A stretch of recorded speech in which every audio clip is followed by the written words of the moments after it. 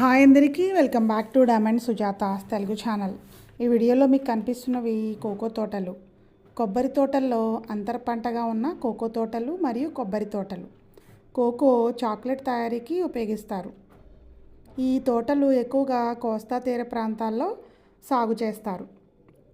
చూసారా, కోకో తోటలు మరియు కొబ్బరి తోటలు రెండు పంటలు కూడా రైతులకి లాభాన్ని చేకూరుస్తాయన్నమాట, రెండు రకాలుగా. చూసారా, ఇవన్నీ కోకో చెట్లు.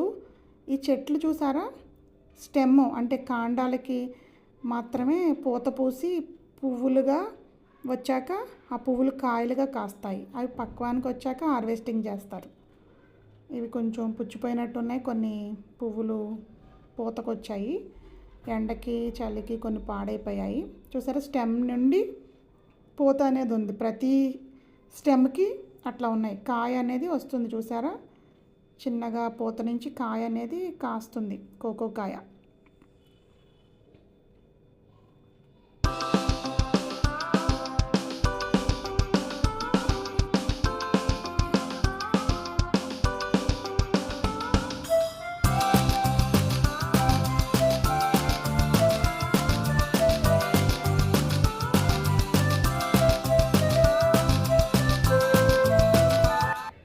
రకాలు పడుతుందండి మొక్క పెరిగేటప్పుడు, అప్పుడు దిగుద్దండి కాపు. దిగుబడి అప్పుడు వస్తుందా? కాపు అప్పుడు దిగుద్దండి.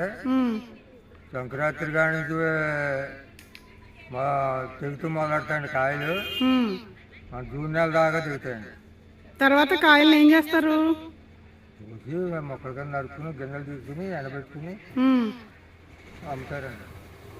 ఎక్కడికి అమ్ముతారు? ఫ్యాక్టరీకి వేసేస్తారా? పట్టుకుపోతారు. తర్వాత చాక్లెట్ తయారీకి యూజ్ చేస్తారు, అవునా? తూకం వేసుకుని కేజీ లెక్క లాభాలు వస్తాయా, నష్టాల్లో ఉంటుంది ఇది? లాభం ఉండదండి. చుట్టూ కొబ్బరి తోటలు ఉన్నాయి, దేనికి?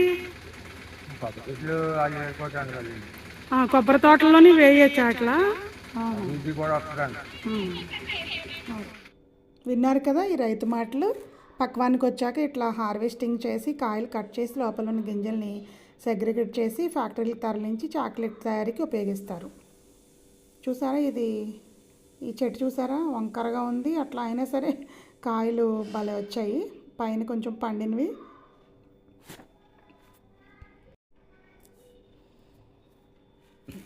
ఇదంతా కోకో తోటలు, కొబ్బరి చెట్లు కలిపి ఉంది.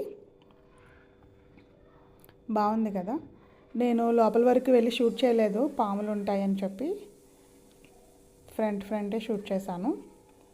చూసారా, కాయలు ప్రతి స్టెమ్కి కాయలు కనబడుతున్నాయి. అవి పక్వానికి వచ్చే వరకు అట్లా పెరుగుతూనే ఉంటాయన్నమాట.